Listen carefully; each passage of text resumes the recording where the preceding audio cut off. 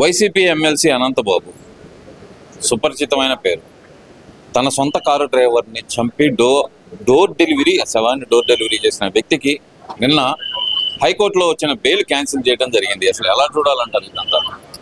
ఇది మంచి శుభపరిణామంగా చూడాలి. ఎందుకంటే ఏదైతే ఒక దళితుణ్ణి మర్డర్ చేసి డోర్ డెలివరీ చేసినటువంటి ఘనత ఆనాడు వైఎస్ఆర్సీపీలోని ఈ ఎమ్మెల్సీ అనంతబాబుకి దక్కుతుంది. మరోపక్క ఆ పార్టీ నాయకుడు జగన్మోహన్ రెడ్డి గారికి చెందుతుంది.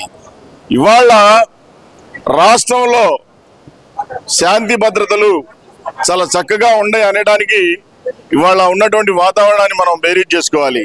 ముఖ్యంగా ఒక పక్క ఆనాడు గంజాయి విచ్చలవిడిగా మరి బడ్డీ కొట్టుల్లో సైతం దొరికినటువంటి పరిస్థితి. ఇవాళ కూటమి ప్రభుత్వం ఏర్పడిన తర్వాత ప్రతి ఒక్క దాన్ని అరికట్టి ఎక్కడ యువతకు కానీ మహిళలకు కానీ ఇబ్బంది లేకుండా ప్రభుత్వ పనితీరు మనకు స్పష్టంగా కానొస్తా ఉంది. ఏదైతే అనంతబాబుకు నిన్న బెయిల్ క్యాన్సిల్ చేయడం ఒక మంచి శుభ పరిణామం అని చెప్పేసి ఈ సందర్భంగా మీకు చెప్తా ఉన్నా. అంటే ఇక్కడ గతంలో వైసీపీ నాయకులు అధికారంలో ఉన్నప్పుడు అతనికి 90 రోజుల్లో బెయిల్ వచ్చే విధంగా చేసిన, ఇప్పటికీ అతన్ని ఎమ్మెల్సీగా కూడా మా పార్టీ నుంచి సస్పెండ్ చేయకపోయినా సరే వైసీపీ నాయకులను ఎలా చూడాలంటారు? మళ్ళీ మేము మా ఎస్సీలు, మా ఎస్టీలు, మా మైనార్టీలు, మా బీసీలు అంటూ జగన్మోహన్ రెడ్డి గారు పదే గొంతు చుచ్చుకునే పరిస్థితి. ఒక ఎస్సీని చంపి డోర్ డెలివరీ చేసిన వ్యక్తిని తన ఎమ్మెల్సీ స్థానంలో కూర్చోబెట్టినా సరే ఇంకా ఎందుకు సస్పెండ్ చేయలేకపోయారు అంటారు? ఇవాళ భారతదేశ చరిత్రలోనే రౌడీల్ని గుండాల్ని పెంచి పోషిస్తున్నటువంటి పార్టీ వైఎస్ఆర్సీపీ పార్టీ నాయకుడు జగన్మోహన్ రెడ్డి గారు. ఇవాళ ఏదైతే ఆ విధంగా మరి జగన్మోహన్ రెడ్డి గారి పార్టీలో ఉన్నటువంటి వాళ్ళని ఒక పక్క ఏదైతే ఎంపీగా ఉన్నటువంటి గోరంట్ల మాధవ్ను కావచ్చు, అనంతబాబును కావచ్చు, ఇలా చెప్పుకుంటూ పోతే అనేక మంది అసాంఘిక కార్యక్రమాలు నిర్వహించిన వాళ్ళు కావచ్చు, మర్డర్లు చేసిన వాళ్ళు కావచ్చు, గూండాగిరి దాదాగిరి చేసిన వాళ్ళు కావచ్చు, వీళ్ళెవరిని కూడా మరి సస్పెండ్ చేసినటువంటి దాఖలాలు ఆ పార్టీలో లేవు, ఉండవు. మరోపక్క ఉదాహరణ మీకు ఒక విషయం చెప్తా ఉన్నా. గతంలో ఏదైతే జగన్మోహన్ రెడ్డి గారి శ్రీమతి భారతి రెడ్డి గారిని తెలుగుదేశం పార్టీకి చెందినటువంటి ఒక కార్యకర్త అనుచిత వ్యాఖ్యలు చేశాడని పార్టీలు కూడా చూడకుండా సొంత పార్టీ కార్యకర్తని సస్పెండ్ చేసినటువంటి ఘనత తెలుగుదేశం పార్టీది. చంద్రబాబు నాయుడు గారి లాంటి నాయకత్వంలో ఉన్నటువంటి మంచి సంస్కృతి అది అని చెప్పేసి చెప్తా ఉన్నా.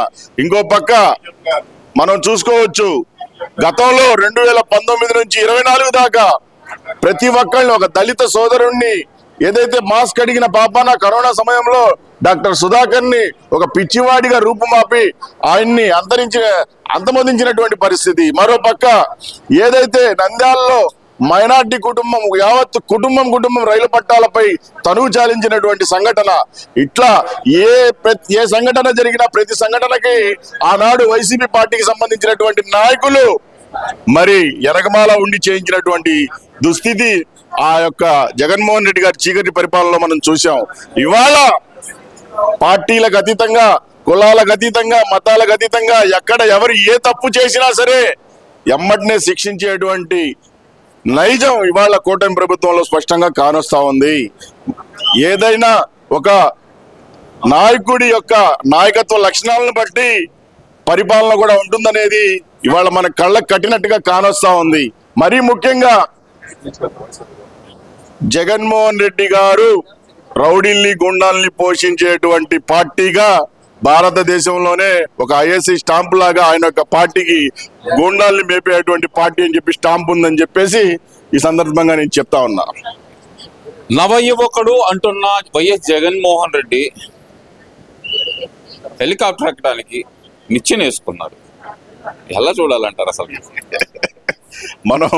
మీరు హెలికాప్టర్ దాకా వెళ్ళారు, సాక్షాత్తు గుడిలో ఒక కొబ్బరికాయ కొట్టడానికి కూడా స్టాండ్ని ఏర్పాటు చేసుకొని ఆ స్టాండ్లో కొట్టినటువంటి దౌర్భాగ్యం ఇవాళ మనం చూసాం.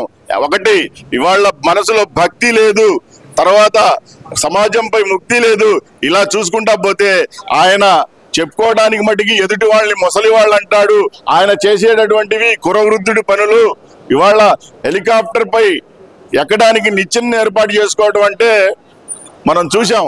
అదే 75 సంవత్సరాల రాజకీయ నాయకుడిగా ఉన్నటువంటి చంద్రబాబు నాయుడు గారు మరి మనం చూసాం. ఏదైతే తుఫాన్లు వాటిల్లో వెళ్ళినప్పుడు ఆయన సందర్శించే తీరు మనం గమనించాం. ఎక్కడా కూడా వయసు నంబర్లకు మాత్రమే అనే విధంగా చంద్రబాబు నాయుడు గారి యొక్క పనితీరు ప్రతి అంశంలో కూడా ఉంటా ఉంది. మరోపక్క ఏదైతే జగన్మోహన్ రెడ్డి గారు మరి నిత్యంలు కొబ్బరికాయ కొట్టడానికి ఇది అంతెందుకండి, మొన్న ఒక సందర్భంలో ఒక చోట కూర్చొని లేవలేకపోయినటువంటి పరిస్థితి.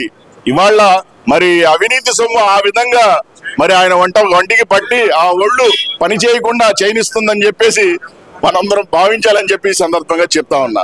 ఆ మాట అంటారు ఏంటంటే నవ యువకుడు ఉత్సాహవంతుడు రాష్ట్రానికి కావాలి. 75 ఏళ్ల కులు వృత్తులు ఎందుకు రాష్ట్రానికి? యువకుడి సారథ్యంలో పరిగెడుతుంది ముందుకు రాష్ట్రం. గత 5 సంవత్సరాలు పరిగెట్టింది, ఇప్పుడు పరిగెత్తలేకపోతుంది రాష్ట్రం అంటున్నారు కదా మరి వైసీపీ నాయకులు. ఆంధ్ర రాష్ట్ర ప్రజలు ప్రతి ఒక్క అంశంపై అవగాహన ఏర్పరచుకున్నటువంటి పరిస్థితి. ఇవాళ చంద్రబాబు నాయుడు గారు రోజుకి 24 గంటల్లో 18 గంటల దాకా ఆయన రాష్ట్రం యొక్క బాగోగులపై దృష్టి సారించేటువంటి మనస్తత్వం. మరోపక్క ఆనాడు గతంలో మరి 2019 నుంచి 24 దాకా జగన్మోహన్ రెడ్డి గారు ముఖ్యమంత్రిగా ఉన్నప్పుడు తాడేపల్లి ప్యాలెస్ కొంపలకే పరిమితమై పబ్జీ గేమ్లు ఆడుకున్నటువంటి ఘనత జగన్మోహన్ రెడ్డి గారిది. ఇవాళ ఏదైనా వయస్సు అనేది కేవలం అంకెలు మాత్రమే. వయస్సుకి మించి పనులు చేసేటువంటి మనస్తత్వం కలిగిన, దృష్టి కలిగిన, విజన్ కలిగినటువంటి నాయకుడు చంద్రబాబు నాయుడు గారు. అధికార మదంతో అధికారాన్ని దుర్వినియోగం చేసుకుంటూ ప్రతిదీ కూడా తన కాళ్ళ వద్దకు వచ్చి వాలాలి అని చెప్పి భావించే వాళ్ళలో జగన్మోహన్ రెడ్డి గారు. అట్లా ఇవాళ మనకు రాష్ట్రంలో వయస్సుకు నిమిత్తం లేకుండా 75 సంవత్సరాలు ఉన్న ఆయన యొక్క పనితీరు మనం చూస్తా ఉన్నాం. అలాంటి నాయకుడు రాష్ట్రానికి, దేశానికి అవసరం. కానీ పనికి మాలిన సోమరిపోతు నాయకుల వల్ల రాష్ట్రానికి పెను ప్రమాదం ఉంటుంది. కాబట్టే ప్రజలు ఇవాళ మన జరిగినటువంటి 2024 సాంస్కృతిక ఎన్నికల్లో ప్రతిపక్ష హోదా కూడా లేకుండా కేవలం 11 సీట్లకే పరిమితం చేశారంటే అది నవయువకుడి అసమర్థత అని చెప్పేసి ఈ సందర్భంగా చెప్తా ఉన్నా. సరే, ఇదంతా ఒక ఎత్తు అయితే కనుక పాపం తన విజయంలో కీలక పాత్ర పోషించిన జగన్మోహన్ రెడ్డి గారు ఇండియా వచ్చిన తర్వాత విజయ్ గారు ఎందుకని ఆహ్వానించలేదంటారు తనను కలవటానికి?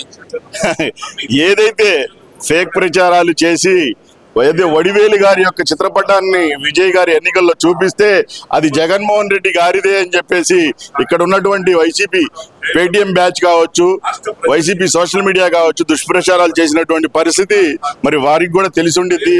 వీళ్ళని పిలిస్తే, వీళ్ళని ఆహ్వానిస్తే వాళ్ళ యొక్క పార్టీల్లో, వాళ్ళ యొక్క ప్రభుత్వాల్లో అనార్థాలే సంభవిస్తాయనే ఒక భావన ఉంది. కాబట్టే మరి తమిళనాడు ముఖ్యమంత్రి జోసెఫ్ విజయ్ గారు మరి జగన్మోహన్ రెడ్డి గారికి అంత సీన్ లేదు, ఇవ్వలేదని చెప్పేసి సందర్భంగా చెప్తా ఉన్నారు.